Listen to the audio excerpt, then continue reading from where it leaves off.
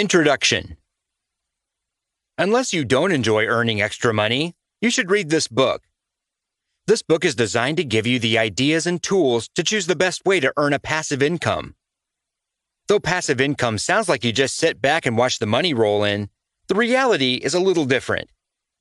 You will have to work. Some of that work is harder than others, but the goal is to get you to a place where you can earn more than you have to work. If you search the internet for ideas on passive income, the variety is vast and sometimes comical. Some of the suggestions include selling your belongings, starting a blog, developing an app, and various investment opportunities. As creative as the ideas are, if you really want to make money, it's important to narrow down your focus and search for tools for one specific area: real estate investments. Specifically, we are going to focus on investing in multifamily housing, mobile homes, real estate investment trusts, and commercial properties. Additionally, we'll discuss the wonders of Airbnb and the opportunities with tax lien certificates. You may find other audiobooks with similar content, but this one is better. Inside each chapter, you will find a clear understanding of each investing strategy. Why are they beneficial? What are the drawbacks involved? And how much work is involved? We hope you'll choose to listen to the audiobook from beginning to end, but each chapter can stand alone. Ultimately, you'll get to choose how you want to start your real estate adventure, and we'll be right there showing you where to start. Chapter 1. Multifamily Home Investing. The first investment strategy we'll explore is multifamily housing. The name seems self-explanatory, but it's worth elaborating. In essence, multifamily housing is any dwelling that has more than one independent residence. This structure could be something as simple as a duplex or as large as an apartment complex. The key component is that each occupant has their own independent space to rent, and there is room for multiple units. Many people think of rental properties as a good real estate investment, but most of the time, they are only thinking about a single-family dwelling. This is a mistake. In this chapter, we will look at the various reasons why multifamily housing is a better approach. What are any of the drawbacks, and how much work is involved? Why is it beneficial? Investing in multifamily housing is like most other investments to include stocks and bonds. It is a chance to diversify your portfolio. The goal is to let your money do the work for you to make more money. There are two principal benefits for choosing multifamily housing over single-family housing. Number 1, stability. Number 2, greater income potential. In recent studies, the need for rental properties is on the rise. Some feel the millennial population was hit hardest by the 2008 economic downturn, so they are the community looking for rental properties the most. This helps because they are also one of the largest segments of our society. Investing in multifamily housing seems like a greater risk and more difficult to finance, but in fact, the opposite is true. It is obvious a 15-unit apartment complex or even a duplex will have a greater initial cost, but financing is actually easier. Financial institutions have determined that there is less risk involved because more people are paying rent with compared to a single household. Let's look at a simple example. You've bought a 15-unit apartment complex and have all but 2 units rented. That is still an 86% occupancy rate. If the rent is priced fairly but fiscally wise, there is still plenty of room to make the mortgage payment on the complex and earn some too. On the other hand, if you only have single-family housing units and someone moves out, you are now at 0% occupancy for that house. You will have to cover all expenses until someone moves in. Lenders understand this, and that is why those institutions see multifamily housing as less risky. In the same vein, having multiple renters helps grow your money faster.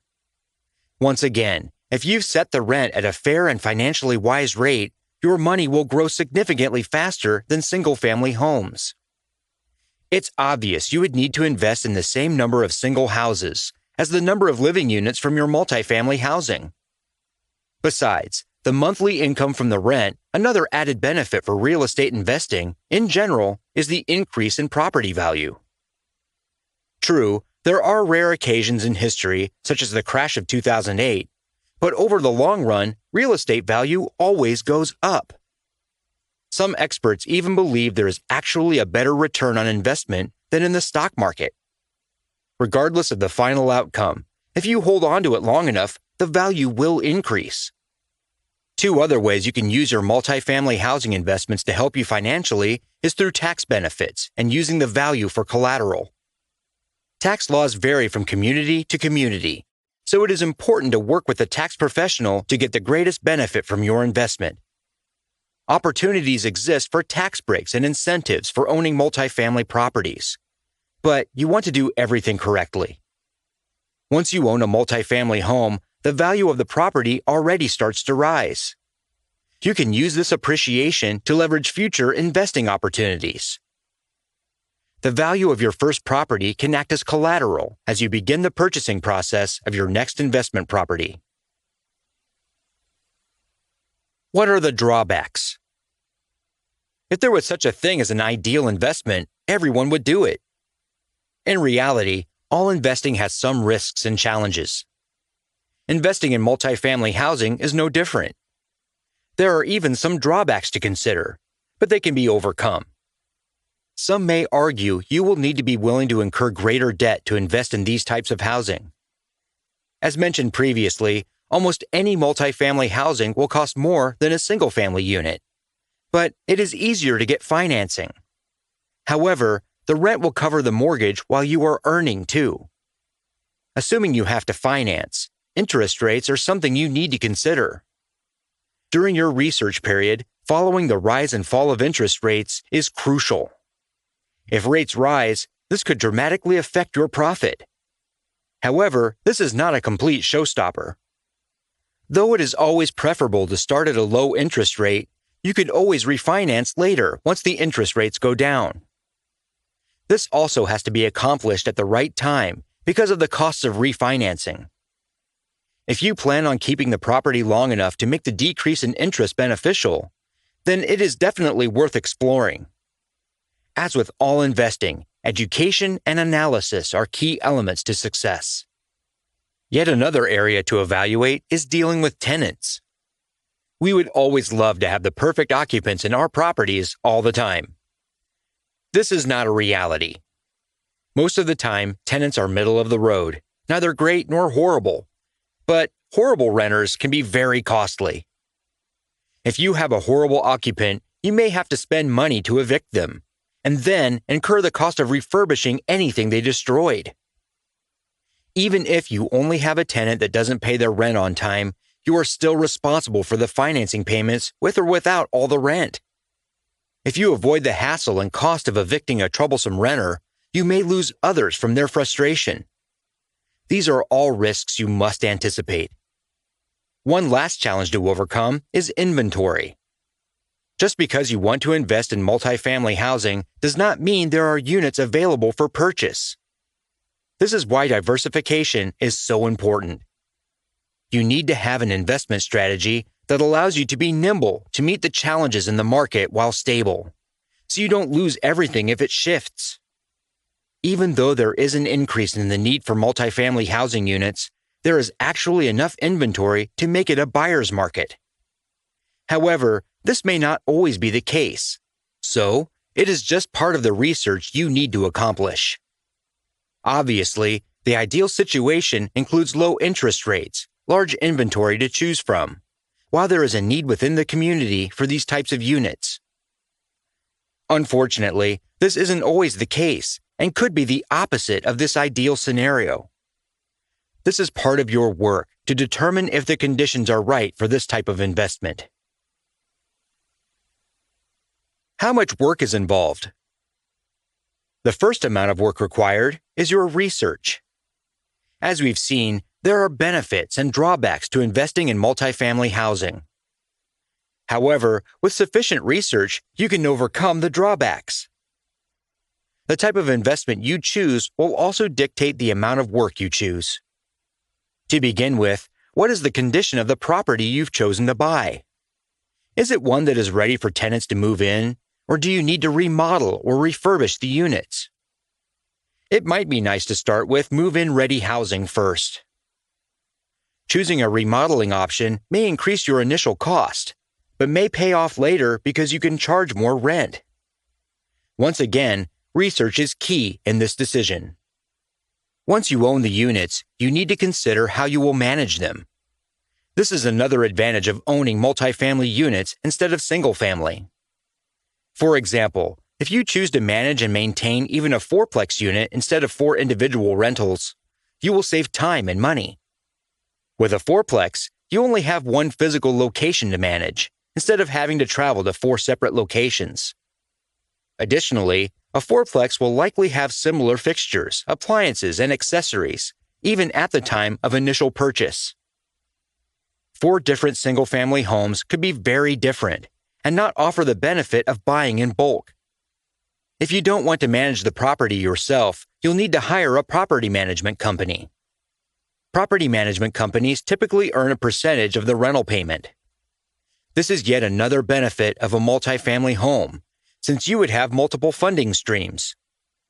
Ultimately, investing in multifamily housing provides opportunities for all levels of investors and can provide a stable passive income.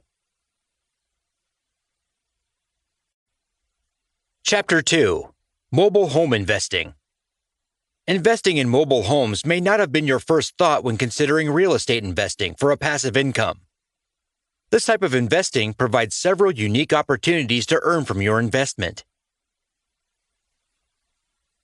Definitions and important points. As you begin your mobile home investing journey, it's important to understand some basic definitions. You may come across the terms mobile home, manufactured home, and modular home. Sometimes these are used interchangeably, and though they have common attributes, they are different. A mobile home refers to factory-built homes constructed in mid-1976 and earlier. They are built on steel I-beams, but have less structural integrity. They can also be set up on either a permanent pad or a more temporary structure. In 1976, the U.S. Department of Housing and Urban Development decided more oversight was needed for these types of homes, and that was when manufactured homes came to be. Though they are still designed to be transported from a factory and come in multiple sections, they have much better structural integrity. In fact, building inspectors are required to sign off on the whole house's integrity once it is established on site. Modular homes take manufactured homes to the next level. They are typically larger and more complex. However, they are still fabricated in a factory and then shipped in sections to the building site. For continuity throughout this chapter, we'll just use the term mobile home. Another important point to remember is that mobile homes can reside in a mobile home park or on a private property. If the home is inside a park, the owner of the home typically just rents the space to park it and does not own the land. On the other hand, if a mobile home is on private land, it is frequently linked to the land. That way, when you buy the land, you get the mobile home too. However, there are occasions when the land and the home and land are not linked, and you can buy just the mobile home. As you can already see, mobile home investing can be a little more complicated.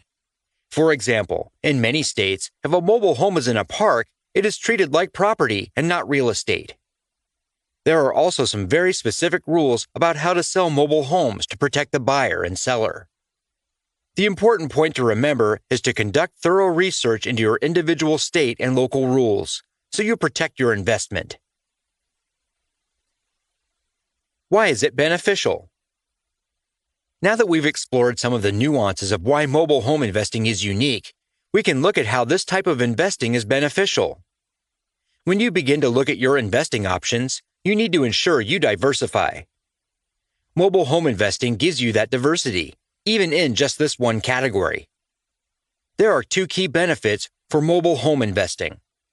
Number 1, variety of money-making options. Number 2, lower initial cost. There are several different ways to earn by investing in mobile homes. Let's explore a variety of scenarios so you can decide which will work best for you. One of the more common scenarios is buying a mobile home already set up in a mobile home park. It seems that most mobile home parks do not allow the homes to be rented or sublet. They have to be purchased or in the process of being purchased. Here's how the scenario would unfold. You would learn about a mobile home is for sale by owner. You meet with the current owner and discuss what they want. Right now is all about relationship building. Though you are trying to get the best price, the owner also needs the best price to meet their needs. Once everyone comes to an agreement, you make the purchase. If you have the capital, perhaps you pay for it outright. If not, you'll need to get financing. Every state and lending institution has its own rules and requirements for mobile home financing, so ensure you conduct thorough research. After the previous owner moves out, you need to decide if any work needs to be done to the mobile before you move forward. That could have an additional cost, but you should have planned for that when you started the conversation with the previous owner. It is recommended to perform the basics of a deep clean and fresh paint to create appeal for the property. Research has shown that mobile home residents are not transitory like renters. These residents are in their mobile homes for 5 years or more. After that length of time, a freshening up of the place is needed. Now you have a mobile home, you need to find a new buyer. This is where it is crucial you work with the mobile home park managers. Every mobile home park has rules that apply to all the residents. Some parks don't allow dogs, others only want older occupants, and some only want modern and updated homes. This knowledge will help you know who is the best candidate to purchase your home. One of the most common ways to sell your mobile home is to have the new buyer make payments to you. It is almost like you have the mortgage, and they are paying it off monthly. As a reminder, this is not a rent, but a purchase. If you bought the mobile home outright, you can charge a reasonable interest on the monthly payments. This is one of the key ways to earn. You could also sell the home for a profit if you were able to find a shrewd value. The next two scenarios are closely related, since both of them require you to do the legwork for someone to make the final purchases. In the first instance, you do everything like you would in the beginning of the first scenario. You would find the mobile home, meeting with the owner, and then finalizing the contract to buy the home. Once you are at that stage, you sell that contract to buy another investor or interested buyer. This will also give you a flat fee and no further income. But you also don't need to worry about finding a competent buyer/tenant for your mobile home. The other one involves everything but closing the deal of the buying contract. All you would do is the front work and then give the lead over to another investor. You need to make sure it is a good lead, since you likely won't be paid if the purchase doesn't go through. The other examples of making money through the purchase of mobile homes require you to be able to move a mobile home, so this is definitely more of an active pursuit than passive. For example, there may be a mobile home on private land that the owner wants to sell as long as you move it. If the mobile home is the right condition, you could purchase it, move it to a mobile home park, and then sell it. Some mobile home parks may help you with this type of endeavor because they don't want empty slots. As always, good research and working with the mobile home park management will create opportunities for success. There may also be times when an older model mobile home needs to be removed from a park. If you've developed a strong rapport with your park management team, you will get these types of leads to help you make money. One last example of earning money from mobile homes is to purchase a mobile home park. This time, you own the actual land and not the homes. As the park owner, you don't have to worry about the maintenance and upkeep of the individual homes, but do have to ensure the rest of the park is properly maintained. Right now, many of the parks are known as mom-and-pop operations, so it could be a good time to buy. If you are able to have the investing capital to buy out more than one park, your funding stream would dramatically increase. This also has the potential to be a long-term and hands-off investment. As you saw earlier, there is some activity involved in buying and selling mobile homes, but a park is something you can buy and let someone else manage. You can set the park rules and don't need to worry about buying and selling individual units. Diverse options in mobile home investing is great, but the other benefit of lower cost is just as important. Any kind of investment will always require upfront costs. In the first chapter, we discussed how investing in multifamily housing may be easier to get financing. However, those properties are always more expensive than mobile homes. With lower initial costs, there is a lower risk. At least the losses will be lower if the sales fall through. Even if you choose to go for the purchase of a mobile home park, the overall cost tends to be significantly less than many of the multifamily complexes. This could allow you to purchase more than one park to get the most out of your investing power. What are the drawbacks? If you decide to start investing in mobile homes, you will soon discover there's quite a bit of competition. Not every area has the same number of mobile home parks, so there will almost always be a finite amount of inventory. It seems that mobile home investing has gained traction, and there are even large investing companies dedicated to this type of real estate investing. As I'm sure you've noticed already, there is more to mobile home investing besides just buying one and renting it out, which you can rarely do. There are numerous subtle factors that go into how you will earn an income from a mobile home investing. Though the process can be a little more complex, it is not insurmountable. One of the recurring themes throughout this book is the need for good research. Good research will help you find the market right for you. It will reveal what the rest of the competition is looking for and whether or not it's a good time to invest in mobile homes. Perhaps your research has found several mobile home park operators are ready to sell, and now is a good time to start the long-term investment. Despite the potential drawbacks, exploring mobile home investing is always wise. As we've seen throughout economic history, house prices continue to rise at a greater rate than individual homes. Mobile homes are great options for those who are looking for economical housing, and you could be the one who provides this housing with fair pricing options. How much work is involved? Mobile home investing takes a considerable amount of initial work to find, and later sell the right home. If you sell the home outright, you've made a profit, but then you are back at finding another mobile home to buy. If you sell to a buyer/occupant with a monthly payment plan, you will have an income.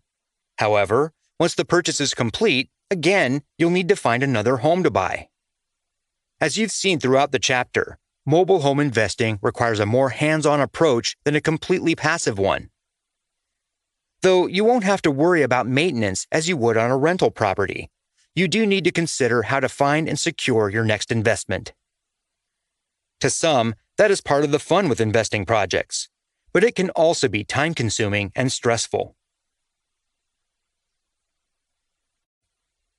Chapter 3: Real Estate Investment Trusts, REITs.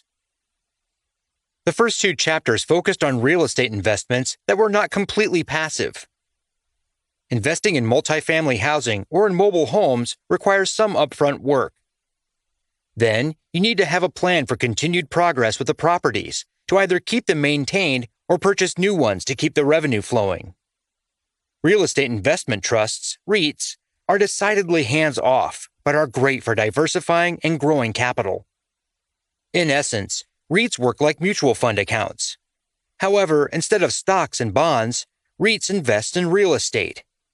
The use of REITs is so prevalent as an investing strategy that over 85 million Americans invest in REITs through their contributions to their 401k. Before exploring the benefits of investing in REITs, let's look at the 4 types of REITs. Number 1. Equity REITs. These are the most common in the market and are frequently just referred to as REITs. These REITs are publicly traded on the stock market, and their function is to own and run real estate that produces income from either rent or equity. Number 2. MREITs.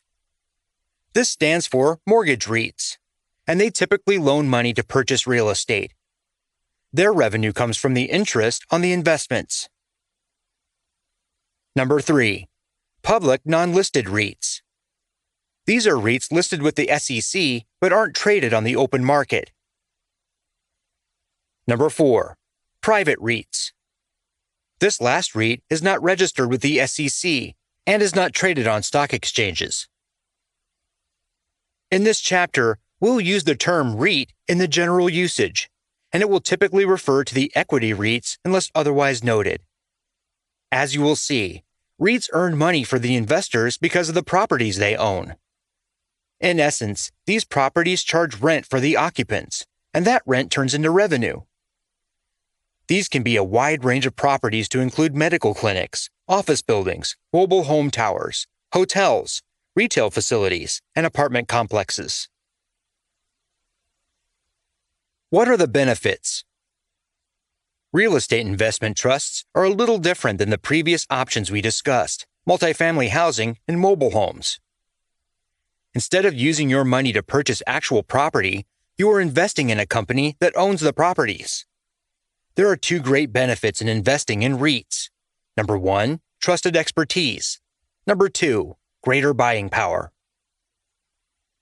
Earlier, we saw the various types of real estate REITs will either own and operate or finance for others to own and operate. These companies are expected to make a profit for their shareholders, so they must know what they are doing. Each REIT can choose to invest in either one type of property, in other words, just office buildings, or different types of properties, in other words, office buildings and retail space. Despite the choice, the majority choose to focus on one type of property. This focus ensures the REITs can leverage their expertise for the best investments. This expertise is important because of how REITs develop revenue and distribute dividends. The majority of REITs will own and operate these different facilities and then lease the different units to receive rent. This income becomes the dividends for the shareholders. Importantly, by the rules established for REITs, they are required to distribute at least 90% of their income back to the investors. In fact, most REITs actually pay out 100% of their taxable income. Mortgage REITs that finance real estate investments instead of purchasing them are still required to pay out 90% of their income. Instead of receiving rent on the property, these REITs receive interest payments for the financing. However, investing in both types have the potential for continual payouts.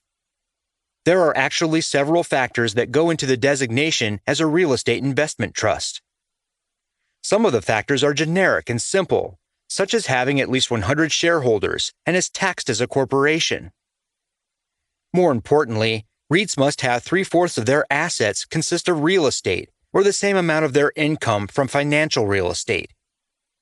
This clearly demonstrates a commitment to understanding how real estate investing works. The focused expertise each REIT possesses has shown value for the shareholders in the long run. This is evident by the REIT's performance against other investing benchmarks. The value of the investment in REITs has grown appreciable over the past 45 years and is comparable and sometimes even better than normal stock market growth. In fact, REITs have outperformed the S&P 500 for the past 20 years. One of the side benefits of all this experience is that you could sell your shares easily. The option for liquidity of your investment should definitely be part of your diversification plan. Owning the actual real estate property has benefits for passive income. However, if there are dramatic turns, it can be a challenge to sell your property quickly. Beyond the trusted growth potential from the professional expertise, there is the added benefit from the increased buying power. In the previous 2 real estate investment strategies, you are responsible for finding the property, determine how to finance the investment, and are then responsible for the decisions on how to progress with the investment property. Your resources will always be finite. You may be able to work together with other investors to create a large pool of funds, but even that will be limited. By choosing to invest in REITs, you will have access to greater resources and greater expertise. By buying shares, you are allowing the REITs to use your funds to buy, sell, finance, own, and operate a larger inventory of real estate properties. This buying power helps keep your investment better protected as well.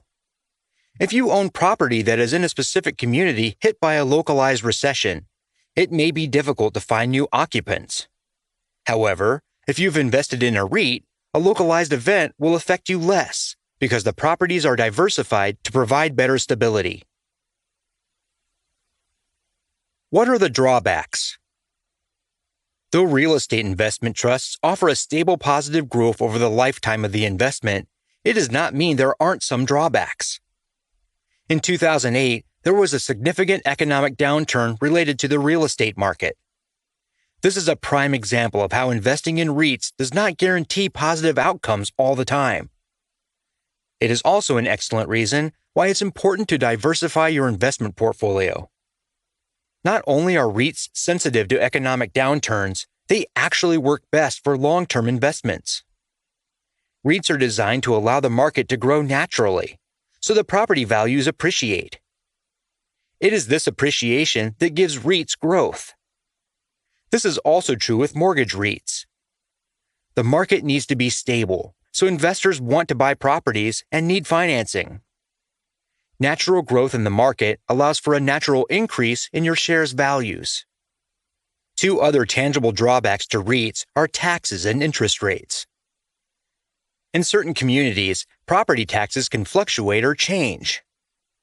When there is a dramatic increase in tax rates, those REITs owning property need to pay the higher price of the new taxes. This decreases the overall value of the shares. Additionally, you have to pay taxes on any dividends you earn. As long as you understand this as part of your diversification plan, this won't come as a surprise. REITs are also susceptible to rising interest rates. Generally speaking, when interest rates rise, the value of REITs declines. This is not good.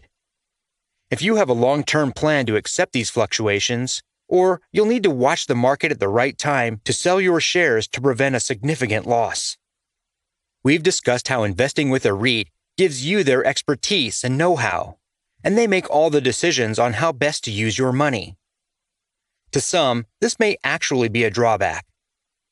Though we want to explore passive incomes, there are many who want to be active participants in the whole process. The risks may be greater to use your own fund to buy a multifamily home, but the rewards can be great. The rewards may not be financially, but there are definitely other intrinsic rewards. There is a lot to be said about owning the investment process from start to finish. It is rewarding to conduct thorough research and locating the right property. Then, to take it to the next exciting yet nerve-wracking scenario of securing financing and purchasing the property. Ultimately, there is the pride of accomplishment when you finally have tenants paying rent on a monthly basis, and you see a steady income stream. That is rewarding. How much work is involved? Throughout this chapter, we've made it clear that investing in a real estate investment trust is quite passive. It is still crucial to ensure you conduct thorough research to find the right REIT for your needs. However, once you become a shareholder, you rely on time and the experts to earn money. This is not to say you just fall asleep at the wheel. You have paid good money for this investment, and it needs to work for you.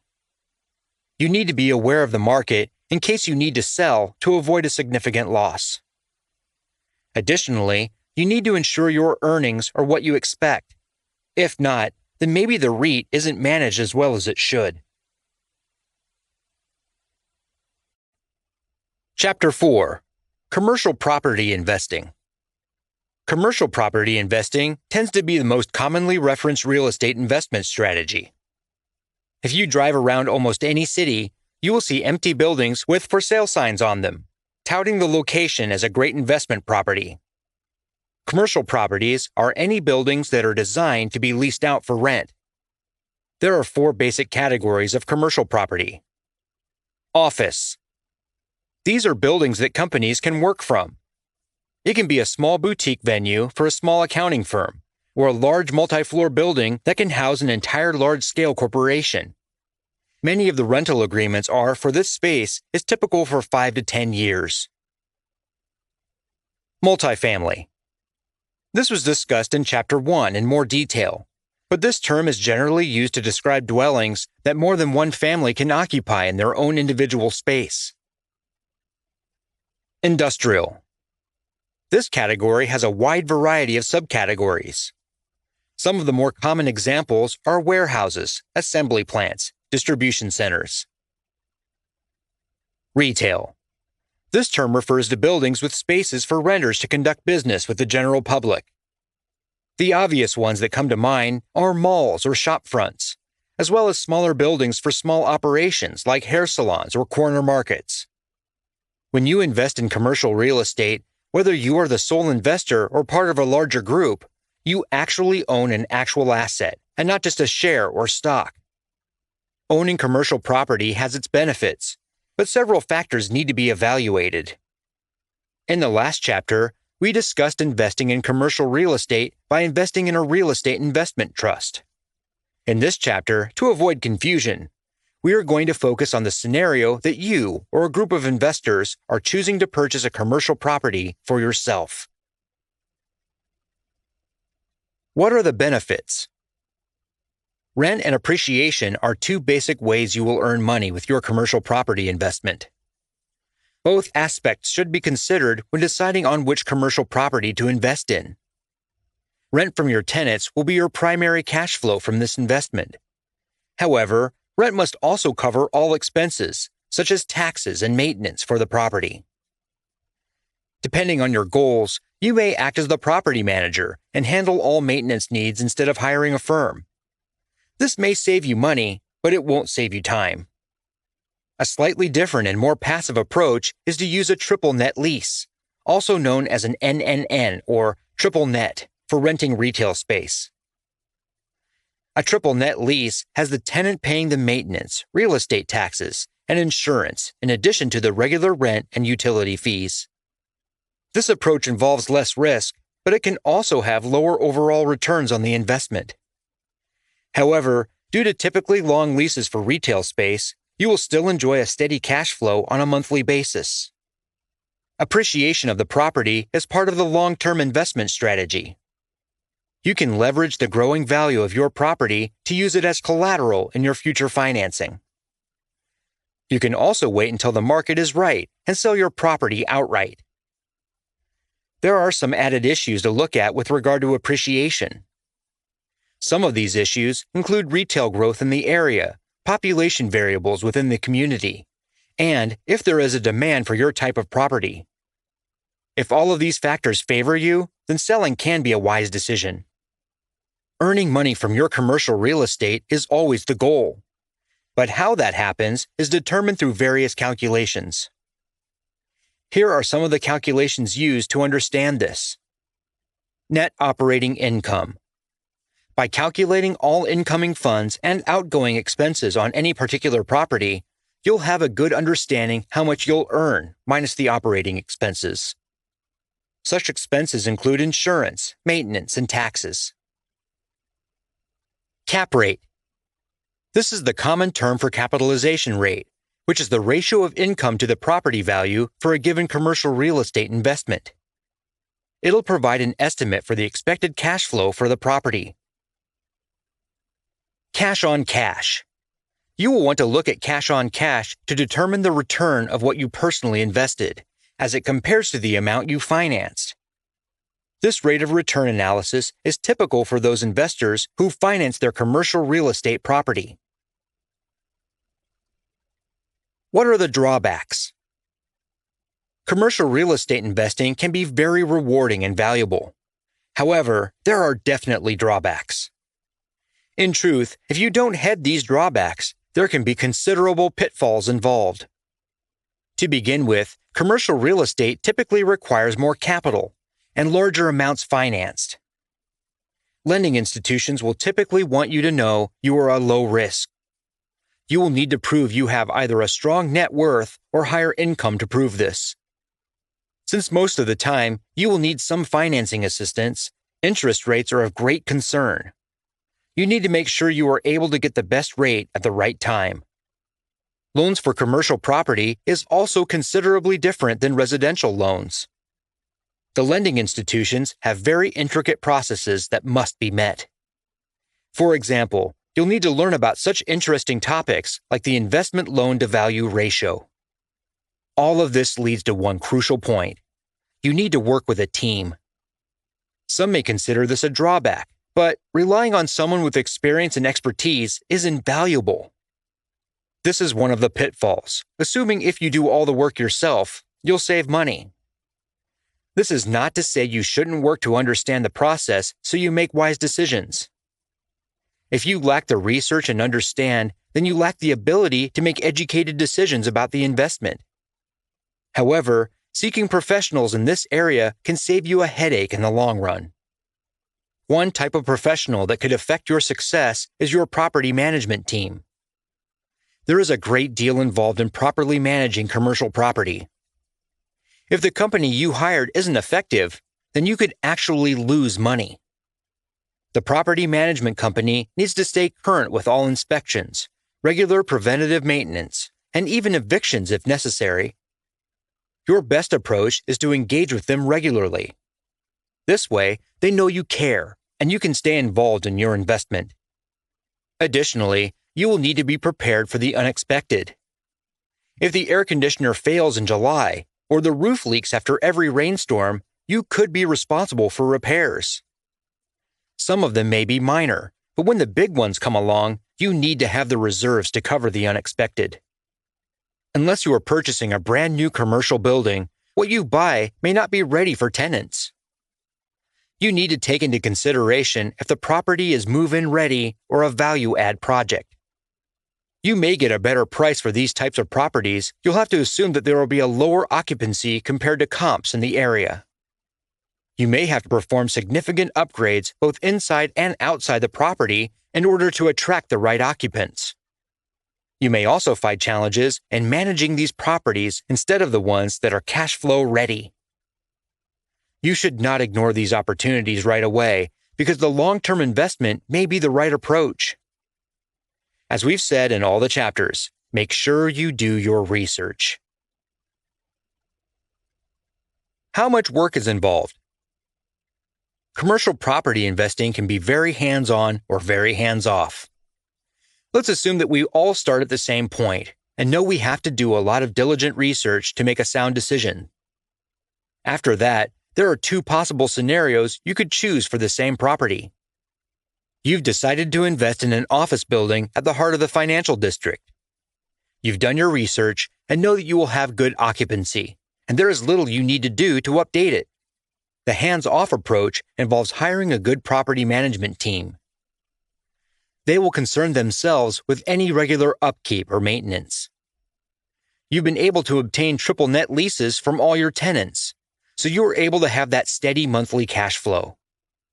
In 5 years, you can sell the property for a profit due purely to its appreciation. To some, this scenario is too passive. Just as before, you've conducted thorough research and found the right building. However, instead of hiring a property manager, you decide to manage it yourself. You already have experience in property management, so everything goes smoothly. You are unable to get triple net leases, so you are more aware of all the costs. Thankfully, the cash flow from the rent is greater, so you can build your reserves for the big expenses like a new roof. One of your long-term tenants moves out, and you decide to divide and update that office space. The approach attracts new tenants willing to pay a premium for the space. Their combined rent is greater than the previous sole occupant, so your income is increased.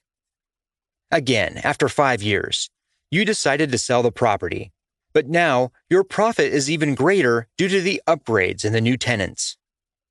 These examples are rather simple, but they give you an idea that either approach works well because investing in commercial property is always prudent.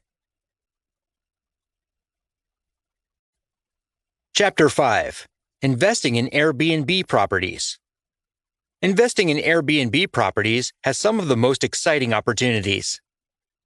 This was one of the most exciting chapters to write. The whole concept of Airbnb is just fun. In essence, you are renting out living space on a temporary basis. Airbnb is actually the name of a particular website that has all the booking and information. Their other websites are just as secure and trustworthy. However, in this chapter, for ease of understanding, we'll use the term Airbnb to describe the process for this real estate investment and not just that specific website. What are the benefits? Having an Airbnb is one of the easiest and most scalable ways to invest in real estate. The whole concept can be very hands-on or extremely passive. The opportunity for Airbnb is really up to you to decide how you want to proceed.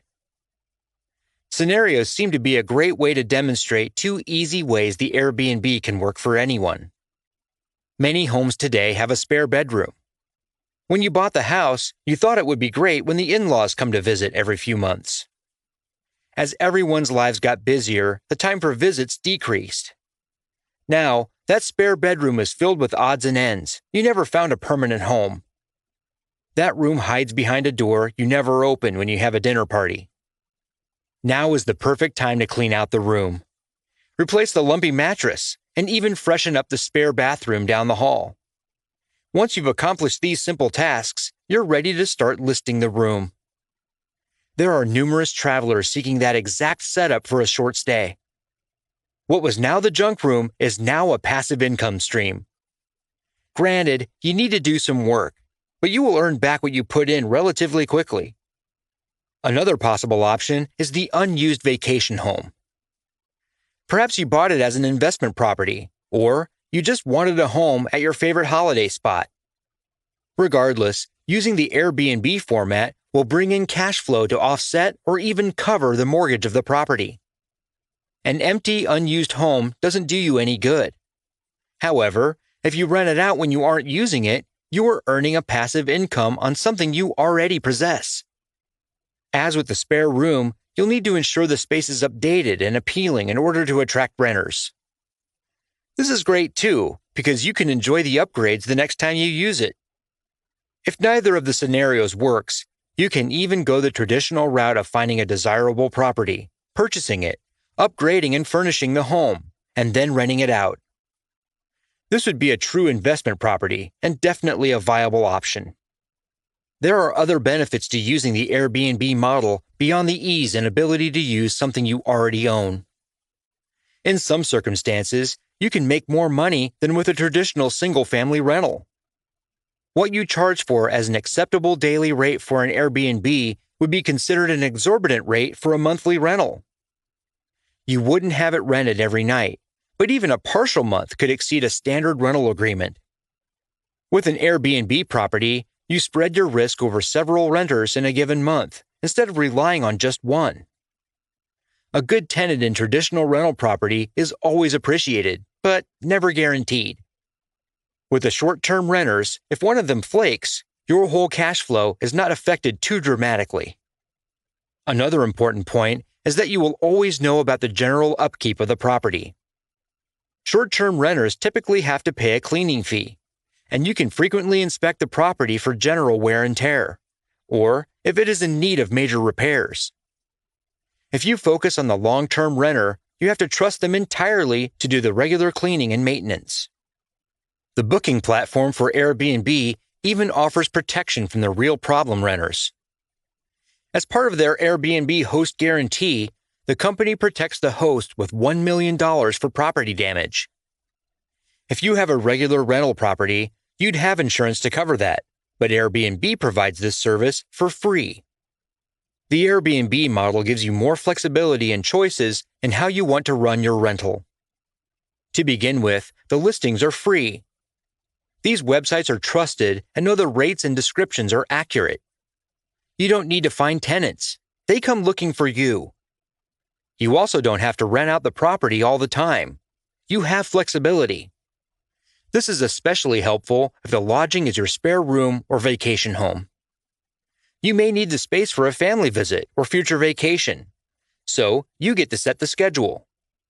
You certainly can't do that with a long-term rental property. What are the drawbacks? As wonderful and flexible as the Airbnb concept, there are drawbacks. Since it always bears repeating, continuing to research how to host a short-term rental property is something you definitely need to do. For example, there are some communities that have very strict zoning laws that prohibit buying a home just for using it as an Airbnb investment. These communities require you to live in the residence at least 270 days out of the year, and you more or less need to be living in the home while a renter is there. This may seem odd, but these communities establish these rules to protect the limited housing options. It may seem like a purely passive income, but there is some research that shows good Airbnb hosts spend at least 15 hours per week to keep their 5-star rating. These tasks can include cleaning, ensuring there are good photos, responding to requests, meeting incoming guests, and just making sure the renters have a positive experience. By having a 5-star rating, you are more likely to have a higher occupancy rate. Thankfully, there are services you can hire to take care of all those tasks. It may decrease your profit some, but it'll give you 15 hours back into your week. There are some higher costs associated with an Airbnb investment property. Not only do you have to purchase the house, but you need to furnish it. You will also be responsible for all utilities and other miscellaneous expenses like Wi-Fi, cable, and fresh coffee. Though you don't have to feed your guests, there is an expectation of having those homey amenities. These expenses may not seem like much, but they add up even when the space is unoccupied. Owning an Airbnb has its risks. There are no guarantees for a high occupancy rate. If there are dramatic events, your rental will remain empty for months, but you will still be responsible for the payments and upkeep. Due to unforeseen circumstances, it could become a funding stream that dries up for a season. How much work is involved? As we've said in every chapter, research will be the first thing you need to do before stepping into the world of Airbnb investing. The work won't stop there. As with most real estate investing, the bulk of the work will come at the beginning of the process. Whether you already have the space, in other words, the spare room or empty vacation home, or purchase a home outright, you need to get it to the place ready to rent. As discussed earlier, this will mean everything is well furnished and has an overall appeal for the weary traveler. Once that is complete, you then need to have superior photos of the place and an excellent description to entice the would-be renters. Once you have several renters that give you positive reviews, these photos and descriptions are the only way to appeal to the renter. You will also need to be available to answer questions, manage the housekeeping responsibilities, and have a system for the renter to check in. Many people going into Airbnb investing know and are prepared for such regular tasks. This may be fine at first, but when the busyness of your own life occurs, meeting the tenant's expectations can become challenging. That's why some hosts choose to have a hosting service handle all the day-to-day operations. They have the time and energy to do this and are likely to perform the same tasks for multiple clients. If you have more than one Airbnb property, using a service would definitely save you time in the long run. Chapter 6. Tax Lien Certificate Investing. Tax lien certificate investing is the final topic about real estate investing we'll discuss in this audiobook. As we talked about in the earlier chapters, most of real estate investments involve the actual purchase of real estate property and then receiving earnings through either rent or appreciation of the property. When you invest in tax liens, you may end up with a property, but you get it in a roundabout way. Before we look at the benefits and drawbacks to tax lien investing, we really need to get a solid understanding of what it is and how it works.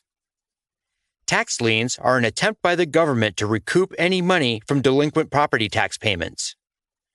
Typically, the property owner has not paid the expected property tax for an extended period. As an investor, you pay the government the right to collect on the overdue taxes. Once you own the tax lien, you will notify the property owner, and they will either pay you the back taxes or you may foreclose on the property. If the owner pays the overdue taxes, you will receive interest during the payments. If the owner does not pay, you then foreclose on the property and own it outright. After you've purchased the tax lien, the process can take up to 120 days before you can start the foreclosure. If you are interested in participating in tax lien investing, you will need to ensure you've done your research. Tax liens are sold at auctions. Before you attend the auction, you will want to know everything you can about the property. You cannot visit the inside of the home or speak with the owner, but you can still learn a great deal from visiting the neighborhood. Don't stop your research at one property. Look at several. If you research several properties correctly, you should be able to have an understanding of the potential returns on investments. This will give you a game plan before going to the auction. It is also recommended to attend an auction before you are ready to buy.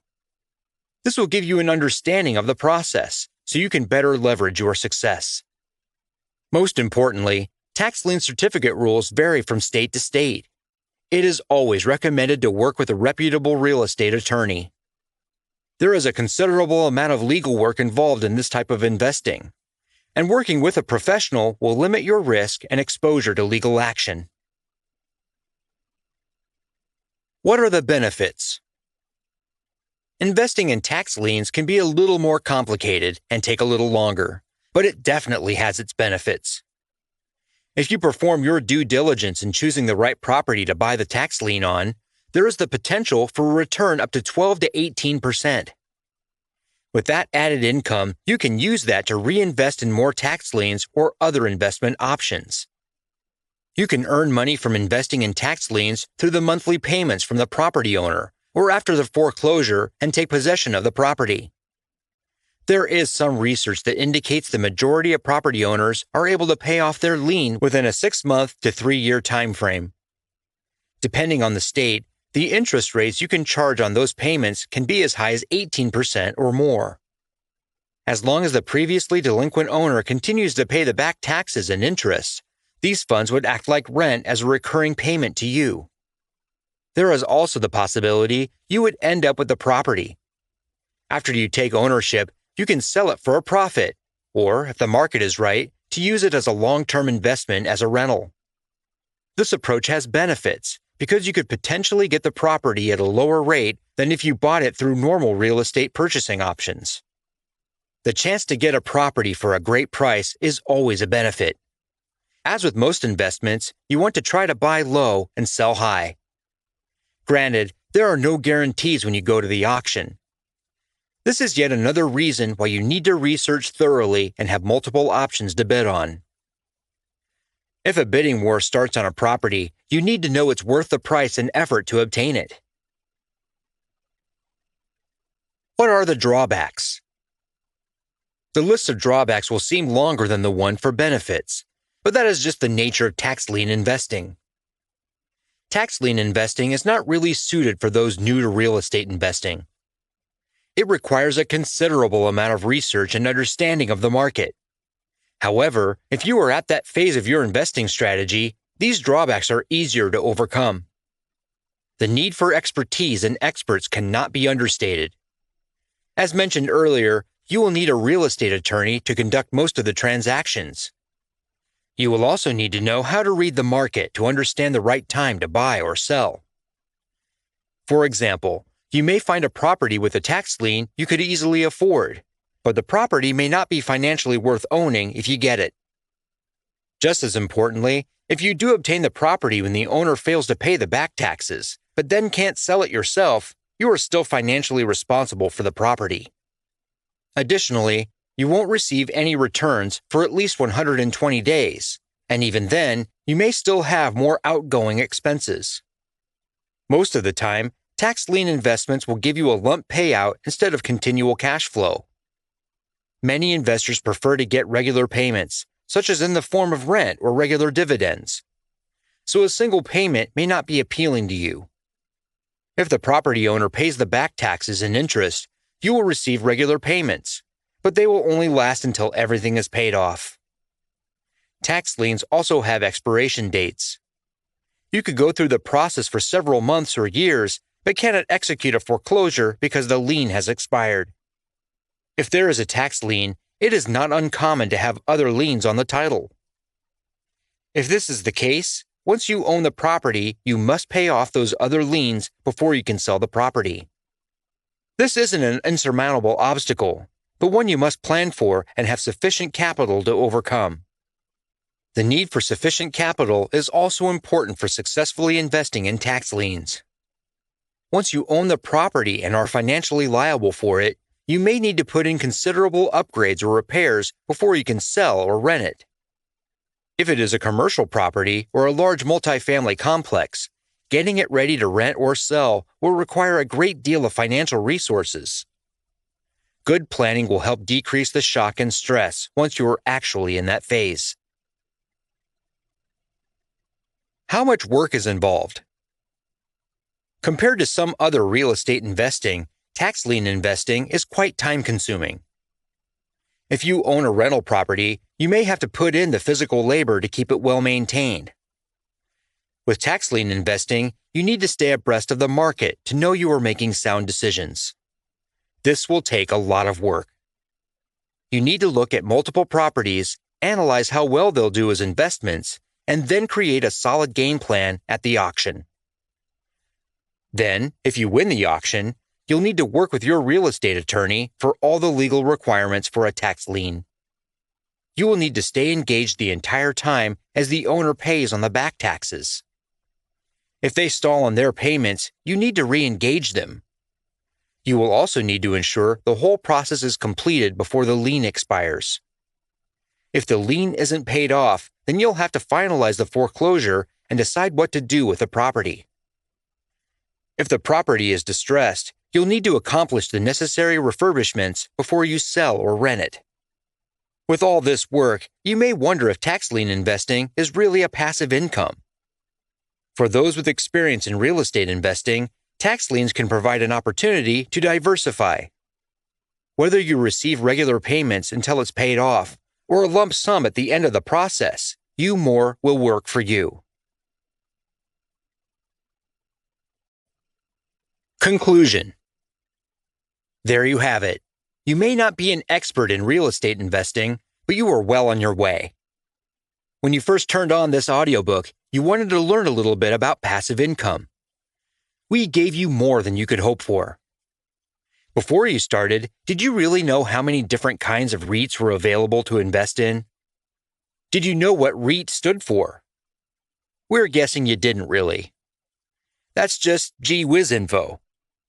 We hope you learned a lot more than cool terms to throw around with your buddies. Our sincerest desire is that we gave ideas and some tools to get started. We talked about 6 key real estate investment strategies: multifamily housing, mobile homes, real estate investment trusts, commercial property, Airbnb investments, and tax lien certificates. Whether you listened to the book from beginning to end, which we hope you did, or you just picked a topic of interest, each chapter gave you insight into the benefits, drawbacks, and workload for each investment. Likely, you listened to a chapter that got you really interested and excited about one of the investment options. Take that interest to the next level. Listen to the chapter again so you really understand where to go next. As we preach throughout the book, do your research. This is your investment, and no matter how passive you want to be, don't be ignorant. Anything worth doing is going to take some work. Put in the hard work in the beginning, and it'll pay off in the long run.